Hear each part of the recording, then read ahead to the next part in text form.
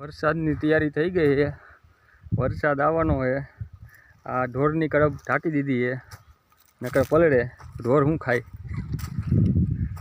આ બે માળા હારા જો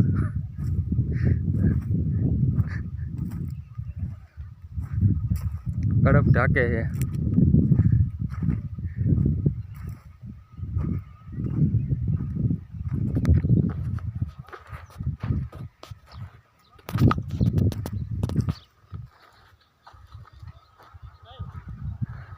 ગામડાની મોજ છે। જો પાઠા ઉપાડ્યા।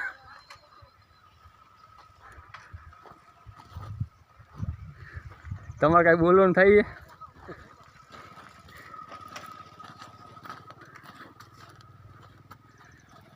હા, પાડીએ બહુ મહેનત કરવી પડે ભાઈ। આ મારો હળો થાય છે, કડબ ઢાંકી કડબ।